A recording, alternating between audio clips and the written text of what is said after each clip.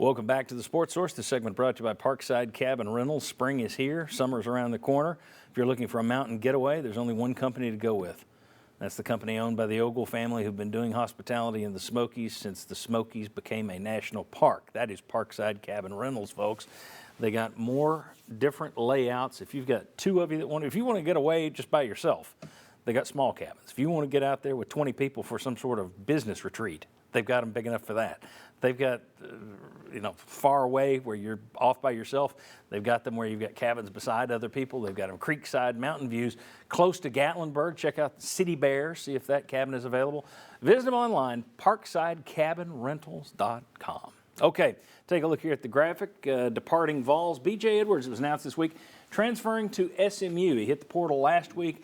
He goes to former Vol assistant Rob Lanier. He was a guy that we said a few weeks ago, okay, you're one over, somebody's got to go. Then Edwards goes. He lands with a former UT assistant at SMU.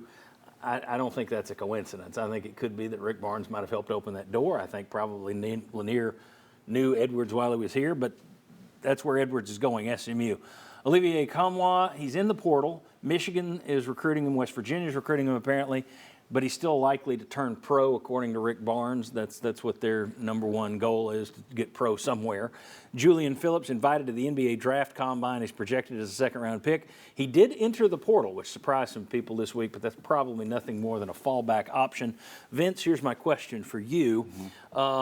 We talked last week, could any of these guys leaving come back to bite Rick Barnes? I think the way it's shaping up right now, you don't have anybody going to Auburn, for example. I think two of these guys are going to wind up playing pro somewhere rather than going to a Michigan where you can sit there and look at the scoreboard and say, oh, they went to the Elite Eight and we only went here. Right. Why didn't Barnes keep that guy? It seems to me it's kind of shaping up well for him in terms of people coming back to haunt him. You agree or disagree with that? The only wild card there is Phillips, because if he does come back, I think Auburn is one of those schools that will be in the mix for him. So that would be the one thing that could come back on Barnes. I think B.J. Edwards is going to have success at SMU. There's a relationship there with Lanier. He's been in Knoxville for a long time. And I would not be surprised if Rick Barnes, I don't know for sure, but I would not be surprised if Rick Barnes helped him land there. But yeah, that's not one where it's going to directly, unless you run into them in the tournament or something, then fans will bring that back up. But I do think overall he has escaped that one-on-one direct hit. Yeah, Edwards didn't go to another Power 5 school, certainly not another SEC school. I agree with you. Phillips is the one to watch because he most likely would wind up probably in the league is my guess. And then you throw out Auburn, you're not the first person I've heard say Auburn, because Auburn was after him in the initial recruitment. So, all right, my second question for you is, I thought this was interesting. It's never too soon to put up your projections. Joe Lunardi, who does bracketology every March, he's already got his early, really, really early bracketology report up for next year. Yeah. Nobody's even seen any of these teams on a practice court yet, but he knows Tennessee's going to be a number 2 seed in the East. Number 1 seed's going to be Duke. Vince, I'm looking at that. It's like, okay, great. They may make it. I've still got one big concern about this basketball team, and it's point guard. I don't know that Ziegler's going to come back healthy. I don't know when he's going to come back. Let's assume he comes back great.